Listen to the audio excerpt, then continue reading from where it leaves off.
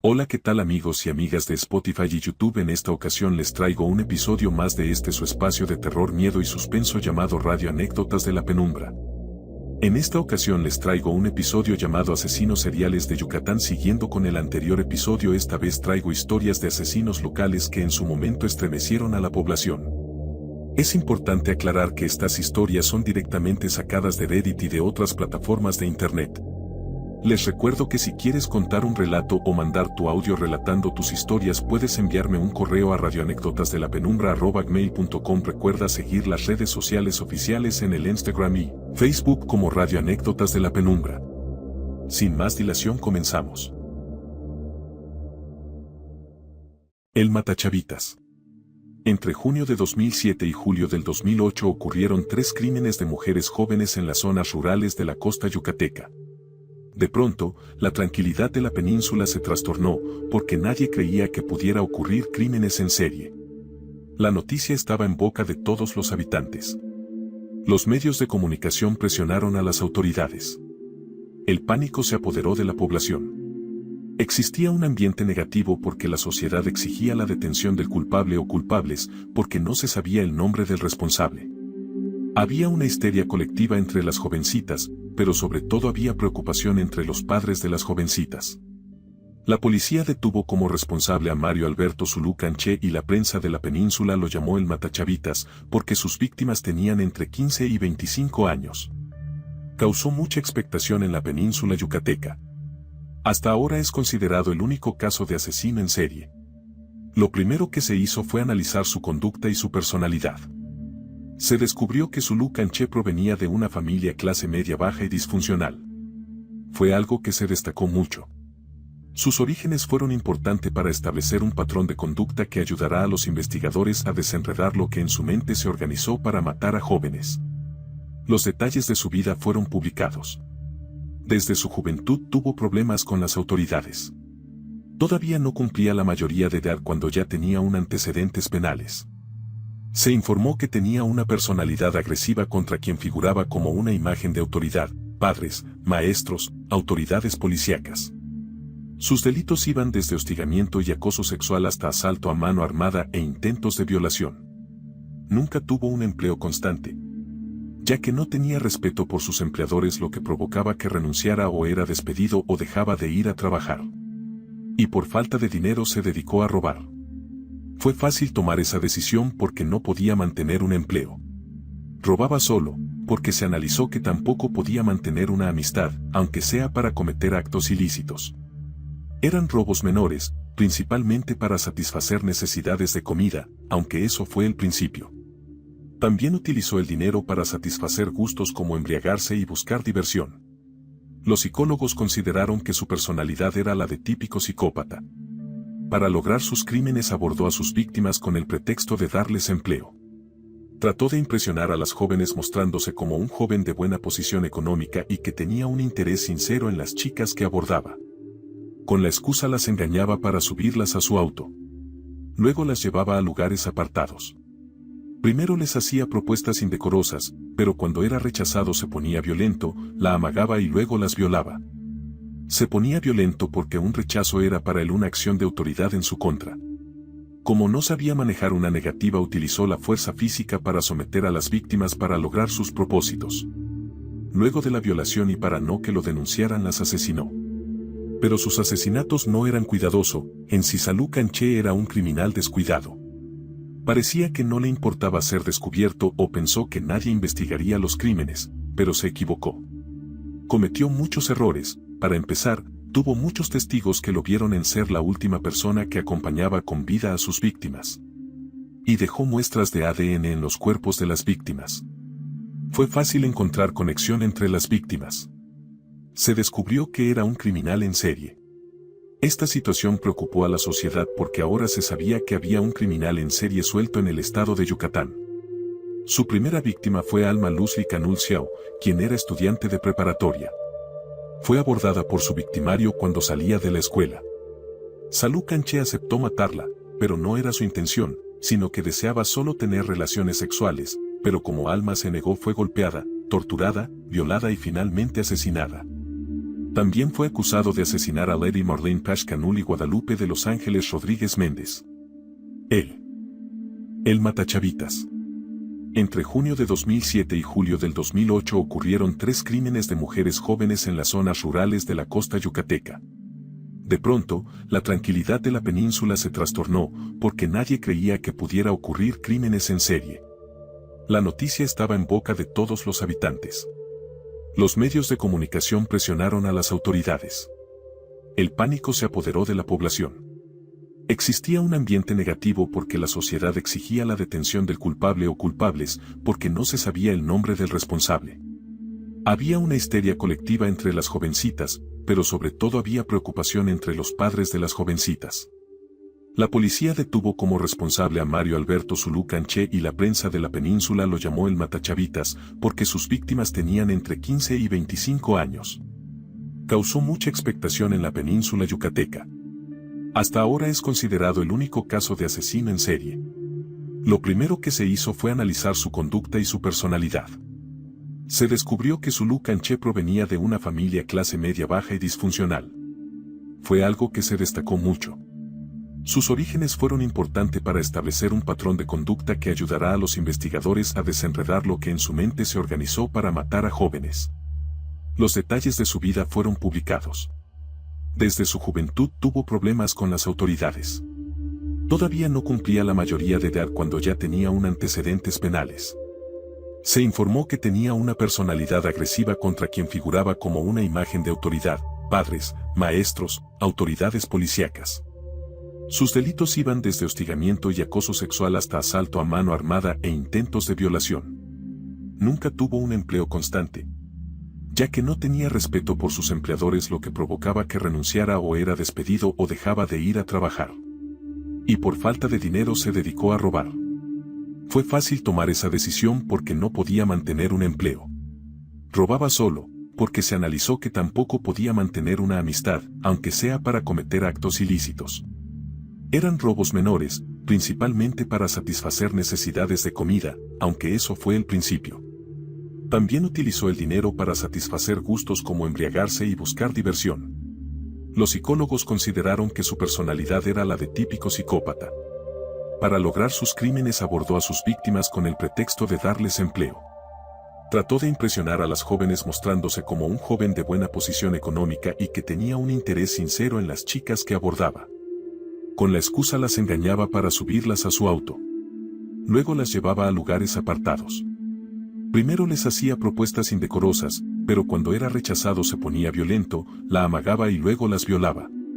Se ponía violento porque un rechazo era para él una acción de autoridad en su contra. Como no sabía manejar una negativa, utilizó la fuerza física para someter a las víctimas para lograr sus propósitos.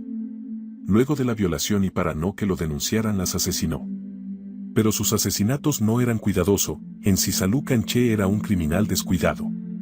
Parecía que no le importaba ser descubierto o pensó que nadie investigaría los crímenes, pero se equivocó. Cometió muchos errores. Para empezar, tuvo muchos testigos que lo vieron en ser la última persona que acompañaba con vida a sus víctimas. Y dejó muestras de ADN en los cuerpos de las víctimas. Fue fácil encontrar conexión entre las víctimas.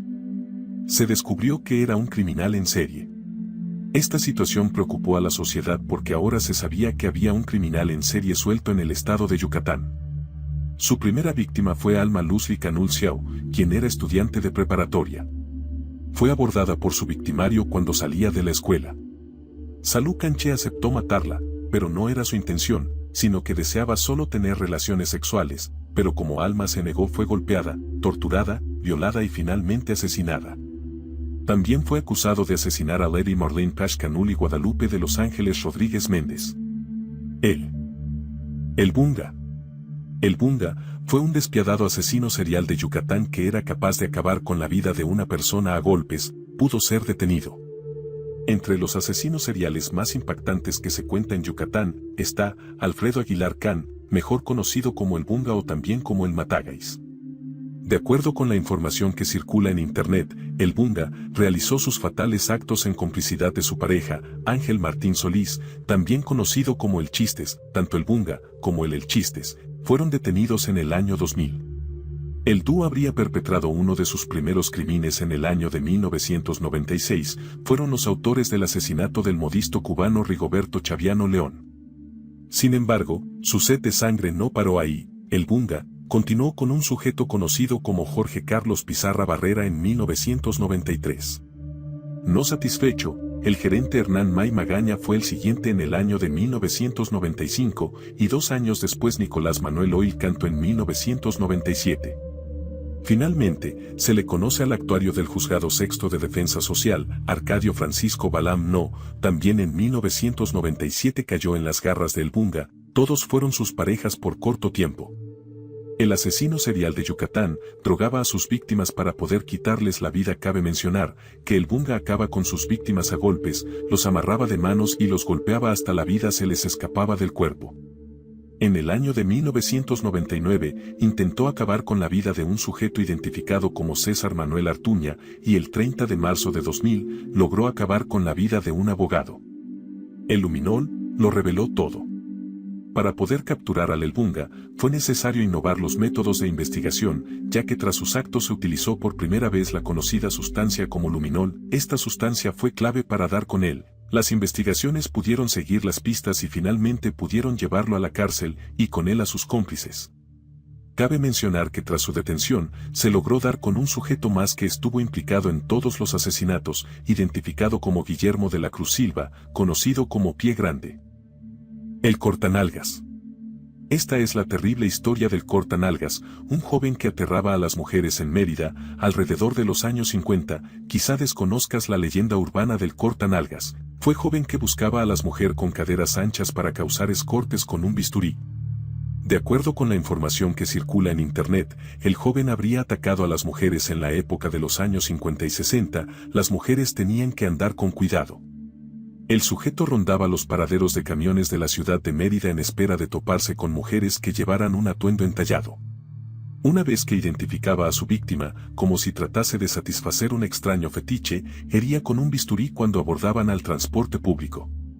Tras haber realizado su maldad, el joven huía rápidamente del lugar, en busca de su próxima víctima. Debido a estos presuntos ataques, el rumor corrió rápidamente en la ciudad de Mérida.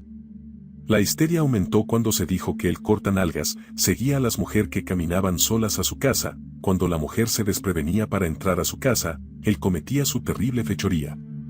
Otras versiones señalan que el joven conocido como el cortanalgas elegía a sus víctimas dependiendo su físico, buscaba a las mujeres con caderas anchas. Además que según algunos reportes que circulan, el joven iba en una bicicleta buscando a sus víctimas. De esta forma, él podía escapar rápidamente y atacar sobre su bicicleta. Leyendas urbanas de Mérida, el cortanalgas, terror de las mujeres. Te podría interesar la terrible historia del caníbal de la colonia Lázaro Cárdenas en Mérida. ¿Quién era el cortanalgas que atacó a las mujeres en Mérida? Presuntamente, la identidad de este sujeto habría sido cubierta por su familia, ya que según, habrían dado una cantidad fuerte a las autoridades para que nunca se supiera. Por otro lado, trascendió que el joven habría sido un pasante de una carrera afín con la medicina, de ahí, habría sacado el instrumento para atacar a sus víctimas. La última versión que se supo del cortanalgas, alrededor de los años 90, la historia del joven cambió radicalmente, ya que se decía que en vez de herirlas con un bisturí, las pinchaba con una aguja para contagiarlas de VIH. Hasta el día de hoy, no se sabe con certeza si el joven conocido por atacar a las mujeres a bordo de una bicicleta existió en realidad, salvo los rumores y leyendas que guarda la ciudad de Mérida. El pájaro. Entre los asesinos seriales en Yucatán se encuentra el terrible caso del El Pájaro, un sádico hombre que asesinó a varias personas. Alrededor de los años 70, el nombre de Bilbert Román Gómez Carrillo aterró Yucatán. De acuerdo con los datos que circulan en internet, ahí por 1979, se supo de su primer asesinato. Presuntamente acabó con una persona en los patios de la plancha. Tras su primer crimen, fue detenido por las autoridades y sentenciado después a 20 años en el Centro de Reinserción Social, Cerezo. Años después, señalan que alrededor del año 2000, volvió a arrebatarle la vida a una persona de la peor forma. Sin embargo, argumentó que se trataba un malentendido. Según, el asesinato de su tercera víctima fue a raíz de una pelea, una riña por viejas rencillas, por lo que en ese entonces, presuntamente, el juez le impuso pocos años. Su sed de sangre no se había saciado ya que presuntamente, el 2 de febrero de 2007, el pájaro, ejecutó con sus propias manos a un indigente en el mismo lugar donde mató a su primera víctima. Debido a esta situación, no se supo nada más de él. Algunos dicen que fue encarcelado tras perpetrar su tercera muerte, donde permanecería por el resto de sus días. Asesino de niños en Tizimín. ¿Quién es Héctor González, el asesino de los niños de Tizimín? Con tan solo 18 años, confesó sus terribles asesinatos a menores. Héctor González, el asesino de los niños de Tizimín, solo tenía 18 años cuando ya había asesinado dos menores. Su primera víctima la había enterrado en el patio de su casa. Tras haber confesado sus crímenes, se dieron a la tarea de revisar el predio, llevándose la terrible sorpresa: eran dos niños enterrados en una sascavera, en Tizimín. Además, se pudo concluir que los cadáveres pertenecían a dos menores que habían sido reportados como desaparecidos meses atrás. Por lo que se intensificaron las investigaciones y se dio con el criminal, quien residía a unos metros de una tienda donde supuestamente los chicos pasaron para ir de compras. Las autoridades no dudaron en detener al asesino de niños de Tizimín. La policía detuvo a Héctor González Rivera, de 18 años de edad, quien confesó los dos asesinatos y que había semienterrado a su primera víctima en el patio de su casa. Ahí se halló la osamenta del primer desaparecido. Había sido torturado, abusado, muerto a puñaladas y quemado. Sus restos estaban en una bolsa. ¿Cómo perpetró su atroz asesinato? Según informan algunos medios, González Rivera invitó a los niños a entrar a su casa, ofreciéndoles golosinas y tomarse unas fotos, y aceptaron. Los ató y torturó, clavándoles en los costados una navaja. Según estas acciones le producía placer, además de ver la sangre y el sufrimiento de los pequeños, según confesó. Los cuerpos fueron quemados y arrojados después en la sascavera. De hecho, el hedor que despedía el cuerpo de la última víctima puso al descubierto el espeluznante hecho. Héctor González, el asesino de los niños de Tizimín. El perfil de un monstruo. Héctor González, el asesino de los niños de Tizimín. Héctor González era muy delgado y bajo de estatura, aparentemente inofensivo. Por otro lado, se supo que era alguien solitario y de pocas palabras. No se determina cuáles eran sus preferencias sexuales. Al momento de su detención, el asesino relató con lujo de detalles el placer que le ocasionaron ambas muertes, lo que confirmó que era un psicópata. La gente que lo conocía señalaba que nadie lo hubiera imaginado capaz de semejante atrocidad. Sin embargo, en sí mismo guardaba una ira incontrolable. Cuando fue sentenciado, declaró a la prensa que en él había un profundo rencor, una rabia incontrolable que lo hizo actuar de manera tan sanguinaria contra dos menores. De no haber sido detenido en aquel entonces este asesino, quizá la cadena de crímenes contra niños tizimileños se habría prolongado. Algo me orilló a matarlos. Antes de hacerlo no me sentía tranquilo, no dormía bien. La tranquilidad llegaba a mí después de matar, de ver la sangre como fluía de sus cuerpecitos. Algo me impulsaba a que lo hiciera, expresó en sus aterradoras declaraciones. A pesar de haber sido detenido y sentenciado, confesó que su sed de sangre no estaba satisfecha del todo. Según se dice que este peligroso sujeto Q salió libre desde hace algunos años. La Verónica. Frío y calculador. Con esas dos palabras describen las crónicas de hace una década la personalidad de José Enrique Medina Arjona, considerado uno de los 6 multihomicidas más conocidos en la historia criminal de Yucatán. A pesar de que no superaba el 1,65 de estatura y los 60 kilogramos, la Verónica, según los agentes judiciales que lo interrogaron hace 18 años cuando fue detenido, intimidaba con su mirada burlona y sus comentarios cargados de ironía. El también conocido como el caníbal de la Lázaro Cárdenas, después de que mató con saña a 2 hombres, los cocinó y luego arrojó sus restos en un sumidero de una propiedad en esa colonia meridana, ejecutó a sus víctimas, en la primera década del año 2000, y guardó algunos de sus órganos, al parecer con la intención de comérselos posteriormente. Ese actuar lo asemeja al de Juan Carlos, el asesino serial de Ecatepec, Estado de México. Hace unos días fue vinculado a proceso. Pero curiosamente no por feminicidio, por la acusación de quitarle la vida a una veintena de mujeres, sino por violación a las leyes de inhumación. El modus operandi del también apodado el caníbal de la Lázaro Cárdenas consistía en atraer a sus víctimas en salas de bailes donde a cambio de cierta cantidad de dinero les ofrecía sostener relaciones sexuales. Después los conducía a su casa, en la calle 25B entre 10 y 12 en la colonia Lázaro Cárdenas, donde las drogaba con somníferos y luego los mataba y seccionaba sus cuerpos en partes. Algunos órganos los conservaba en un refrigerador y las otras partes las desechaba arrojándolas a un sumidero en el patio del predio que habitaba. Después de una investigación judicial, Medina Arjona fue detenido en 2007. Pese a confesar los dos crímenes, intentó, sin éxito, argumentar desequilibrio mental por los crímenes que perpetró y de los que hasta ahora no reveló el móvil. Especialistas y criminólogos opinan que la principal motivación de un multihomicida es la satisfacción psicológica que le proporciona el acto de matar. Durante el proceso judicial, en mayo de 2007, la Verónica advirtió a la policía que se haría al loco para ser enviado a un hospital psiquiátrico y de esa manera evitar la condena. Esa actitud la puso en práctica durante la declaración preparatoria que rindió en el Juzgado Cuarto de Defensa Social donde se llevó al cabo su caso. Tratando de sacar provecho de un dictamen de la entonces Procuraduría General del Estado que reveló que el presunto homicida está enfermo de la mente y es proclive al homicidio. ¿De qué te ríes? Mejoras tu trabajo, dijo en una parte de la diligencia el acusado cuando una joven ajena al proceso sonrió por otra circunstancia. También con la mirada, de acuerdo con los archivos de Diario de Yucatán, Medina Arjona miraba retadoramente a los reporteros de la fuente policíaca que seguían el proceso, aunque al principio se cubría el rostro tratando de evitar que le tomaran fotografías. Su verdadera personalidad afloró cuando se plantó frente a la juez Leticia Cobá Magaña. Ante la sorpresa de todos, a pesar de que durante varias semanas negó el crimen de Sengóngora, dijo con firmeza, sí lo hice, porque pensé que me iba a matar si lo dejaba vivo.